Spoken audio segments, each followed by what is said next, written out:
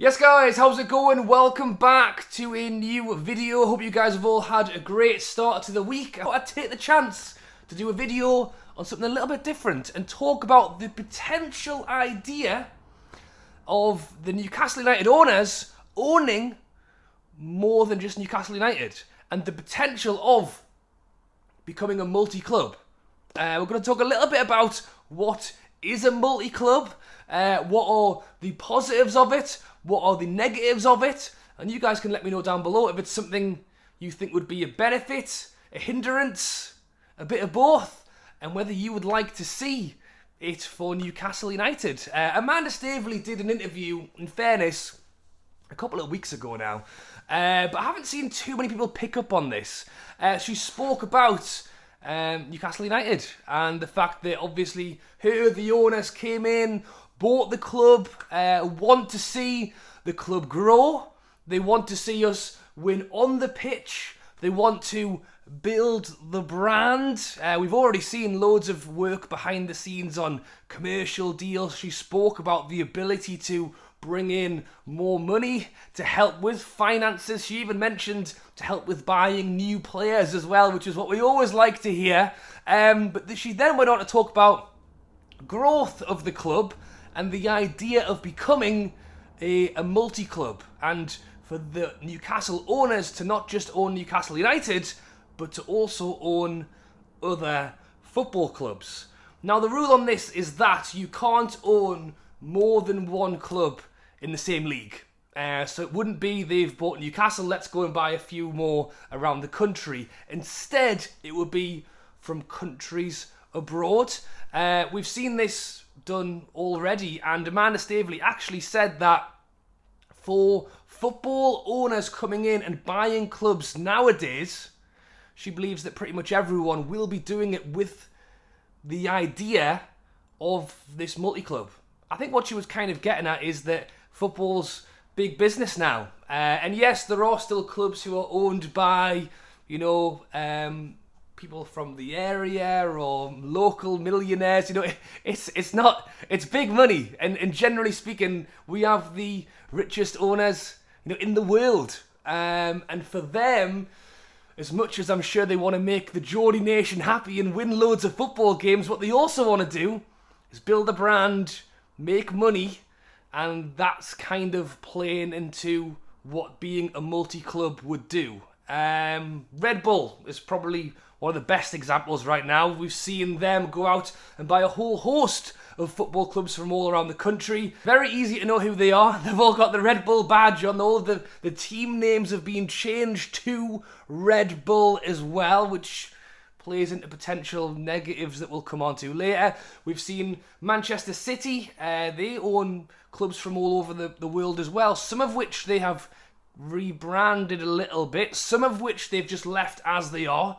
New York City over in America. They've also got Melbourne City over in Australia. Aaron Hughes used to play for them not too long ago, so that's a little tip on that one. But generally speaking, it's the idea of Newcastle looking to grow, build, generate revenue, and doing so not just in Newcastle United, but doing it by purchasing other football clubs. In fact, the Newcastle owners were actually linked with buying another football club not too long ago. We were linked with buying Inter Milan, having some financial difficulties, the opportunity to buy them when they're struggling for money and then incorporate them into a bigger platform, a bigger network of multi-club.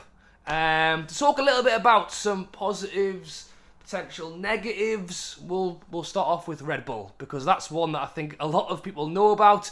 In terms of growth, branding, money, the ability to go out there and brand Red Bull on a different club from pretty much, all over the world is huge. The ability to brand and sell themselves, and if Red Bull wasn't already worldwide, having a different football club in every country wearing that badge is certainly going to make people pay attention and generate a whole load of money. Imagine Newcastle not just selling their shirts with Adidas on, but going in there and saying, by the way, Adidas, we also have 5 other clubs from 5 different countries who will all be wearing that brand new Adidas shirt. That is going to create a hell of a lot of money in terms of sponsorship, deals, branding.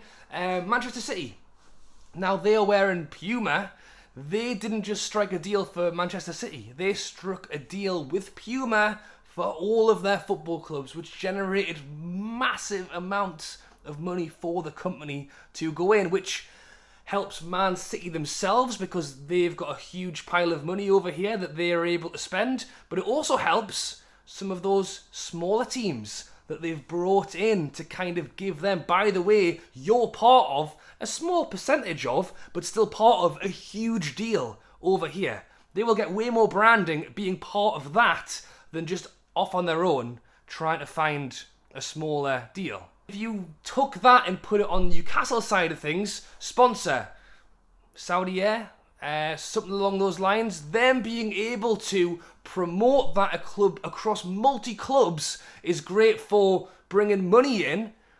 It's not so nice when they want to change your team name. And I'm not saying that's going to happen, but that's just something that we've seen happen with Red Bull. Now, Red Bull, what they do is have, across their whole brand of multi-clubs, is fast, attacking, aggressive, young footballers. They've kind of created an identity for themselves based on an energy drink. Red Bull gives you wings. Well, the players from their teams often look like they do have wings because they're quick, they're fast, they're aggressive. If Newcastle were to go out and buy, or Newcastle owners were to buy other clubs, would we see that attacking, entertaining style of football?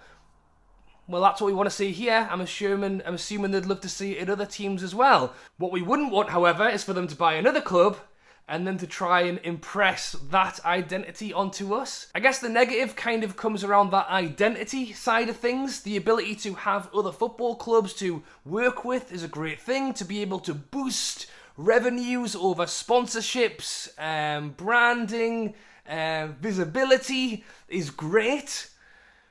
The idea of losing identity through team names and styles can potentially be one to look out for. So let me know your thoughts on that side of things.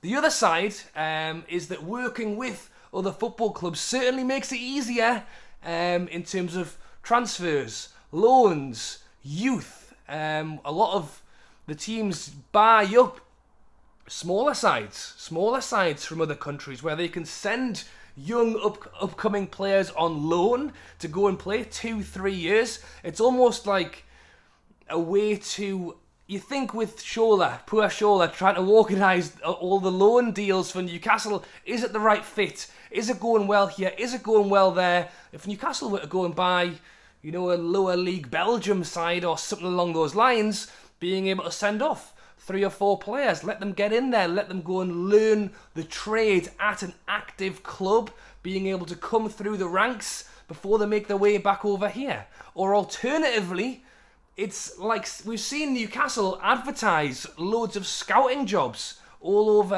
the website of recently. If you are interested in a scouting job, pretty much from anywhere in the world, Newcastle are advertising for it right now.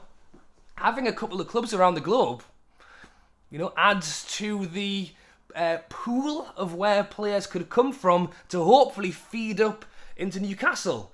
Now, that's the idea of Newcastle being at the top of the tree, and that's the way I see it. If it was the type of Inter Milan side, could Newcastle and Inter Milan sit near the top together and then actually trade players backwards and forwards? We've seen teams like Watford and Udinese trading players, and also it's not new. It's going on right now, and it's not just the people that I've mentioned. There's a whole host of clubs that are swapping and trading players constantly. And it's not just Newcastle loaning players out for them to get experience, but if a player has the option between 2 clubs, both in we'll stick with Belgium, why not? Both in the Belgian league, do you want to go for that one or that one?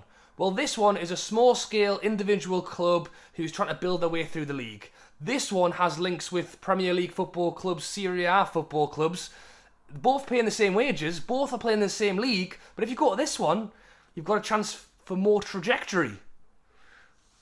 I think people will choose that one. But that's something that would certainly become an advantage to have that multi-club scheme, is to try and attract some of the world's best players, because they know if they play well here, they can hop into another, and hopefully make their way up to, you know, Newcastle United, the place where they want to be. So there's loads to it. As I've said, I think I've mentioned a few positives and negatives there. So I'd love to hear your thoughts on it down below. Is it going to happen overnight? I don't think so. But it's the fact that Newcastle have already been linked to it. Amanda Staley has, you know, admitted in an interview it's something that they're looking at. And with, you know, lots of big companies doing it right now, having the richest owners, you know, in the world, you'd imagine that's something that they're very much looking into, and it wouldn't surprise me if it does happen sooner rather than later. So you let me know your thoughts on it down below. What aspects of it do you like? Which aspects maybe you don't like, or are you not bothered? At the end of the day, we follow Newcastle. That's our team. If the owners want to go and do some other stuff on the side, that's totally fine. And if we're able to get a few players every now and again, that's great as well. Or do you have some reservations of maybe how it'll work? Let me know your thoughts down below, guys. Thank you for watching. As always, be sure to drop a like and subscribe to the channel. Yeah, thanks for watching. I'll catch you later.